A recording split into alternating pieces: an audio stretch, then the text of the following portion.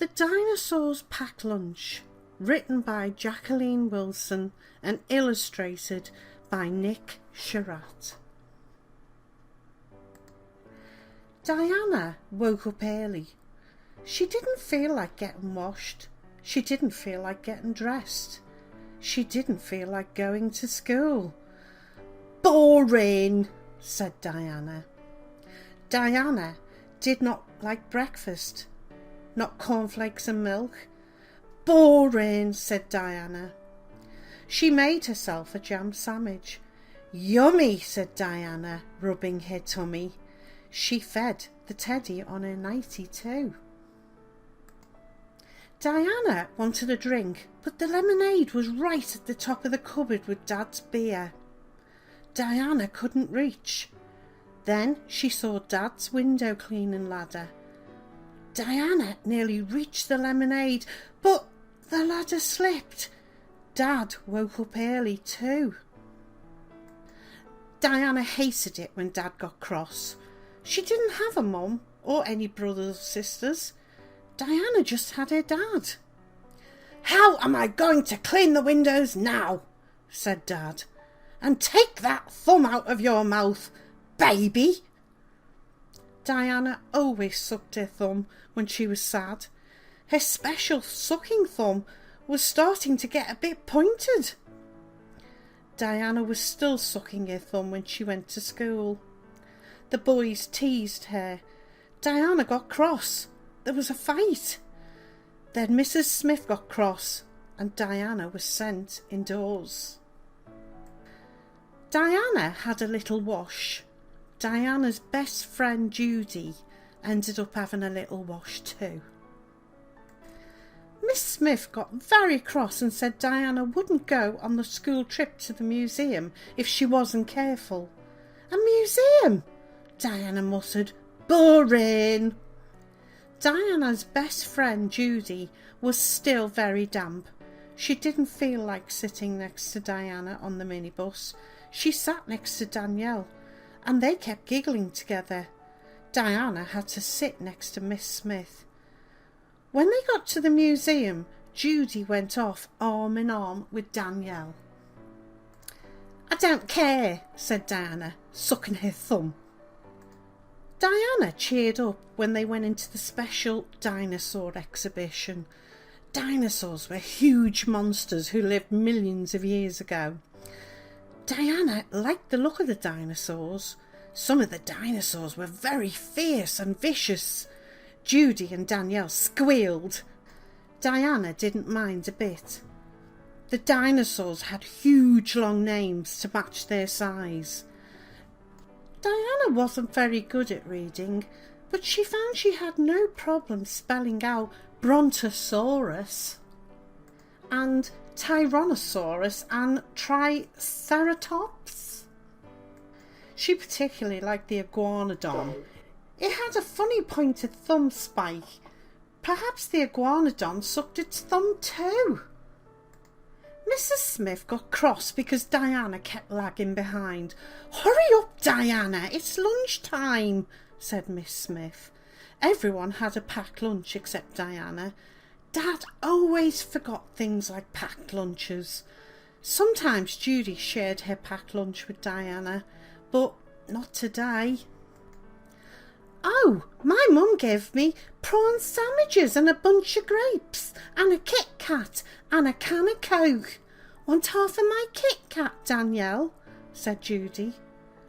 Diana crept away, feeling very empty. She wandered back into the iguanodon, sucking her thumb. I wish I had a mum to make me a packed lunch, said Diana. A hand reached out and patted her on the shoulder. A huge scaly hand with a spiked thumb. The iguanodon reached down and picked Diana up. It cradled her in its arms, rocking her backwards and forwards. The iguanodon made Diana her own packed lunch.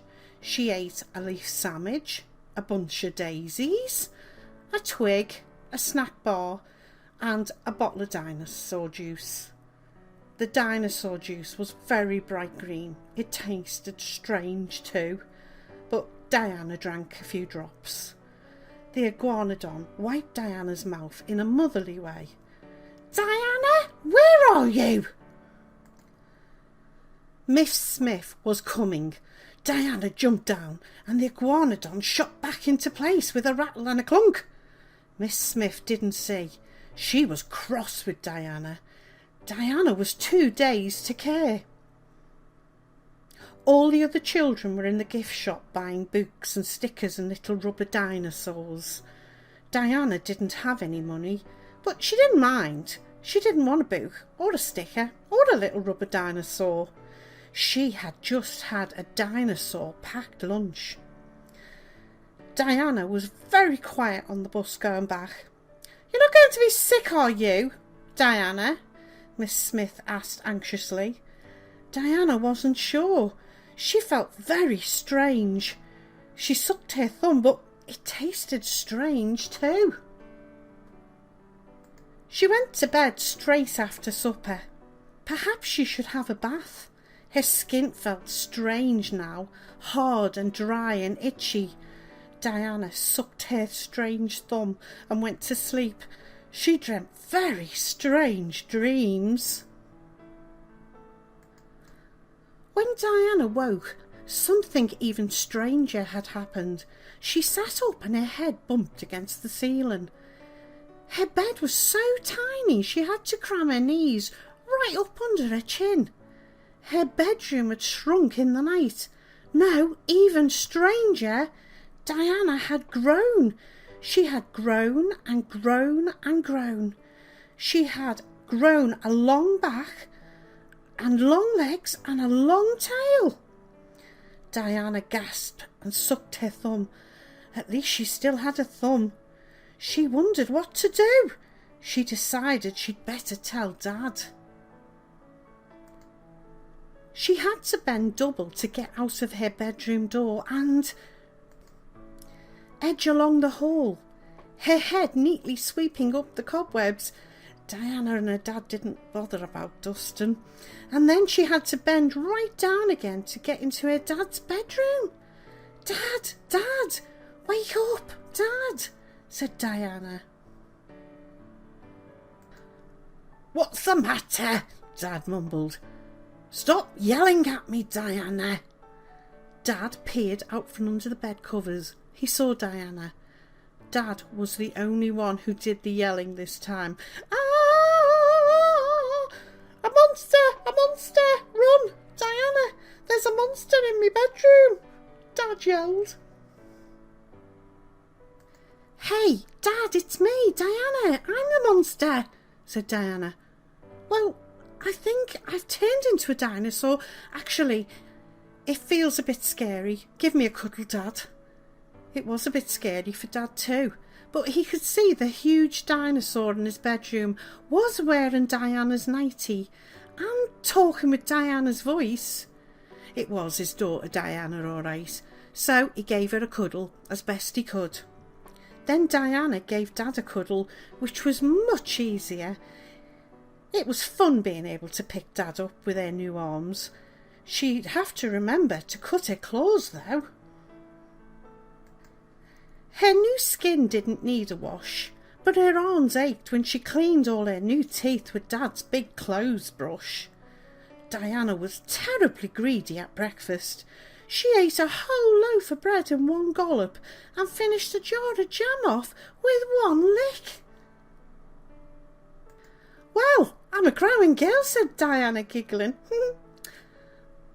"I don't know how I'm going to afford to feed you now. Money doesn't grow on trees," said Dad. Luckily, Diana liked eating trees. Well, the leaves and the smaller, snappier branches. And privet hedges tasted delicious if you're a dinosaur. Everyone got their hedges trimmed and their trees pruned for nothing. Dad took Diana to the doctor's. "Can you cure my Diana?" asked Dad. "I think you'd better take her to the vet," said the doctor. Diana did a bit of doctoring herself. She cured a baby's hiccups and made an old lady's bad leg better. Dad took Diana to the vet's. "Well, she's certainly got a healthy appetite," said the vet. "I don't think there's anything wrong with her." "In that case, you better go to school," said Dad. "Boring," said Diana. "But maybe school might be a bit more fun today. She certainly caused a bit of fuss when she went in through the school gates." Dad had to have a few words with Miss Smith. Miss Smith wasn't at all sure she could cope with the new Diana. "It's okay, Miss Smith. I'll be ever so good," said Diana. Diana did try to be good. She didn't talk in now the very crowded class, but when she started to get bored, she gave her new tail a little flick, which caused a bit of bother. And at playtime she fought with the boys and splashed the girls, but she somehow didn't get into trouble. Everyone wanted to play with Diana now. "Diana's my best friend," said Judy. "I'll be best friends with everyone," said Diana. "Hey, who wants to ride on my tail?" "Diana's better than Disneyland," said Judy. Diana even gave Miss Smith a ride. When Dad collected her from school, Diana helped him clean all the windows in the street. People paid double to watch Dad climb up and down his new ladder. Diana and Dad got very hot working so hard. "Let's go home and have a cool bath," said Dad. "Boring," said Diana. "Let's go swimming." So Diana and Dad went to the swimming pool. There wasn't much pool left after Diana dived in. Diana made an excellent diving board and a water fountain. It took Dad a very long time to get her properly dry. Dad had some fish and chips for supper. Diana had leaves and a privet and dandelions and nettles and long grass and a big bunch of flowers and fish and chips. "Yummy," said Diana, rubbing her tummy. Dad tried his best to tuck her up in bed. Diana sucked her new spiked thumb until she fell asleep, and when she woke up again, she was a little girl again. "Boring," said Diana. But she still had nearly a full bottle of dinosaur juice. Thank you for watching Storytime with Nana Annie. Click on the other stories on the right for more stories and fun. Don't forget to like and subscribe. You can also find more videos on my channel. If you have any books that you'd like me to read, please comment in the section below. See you next time.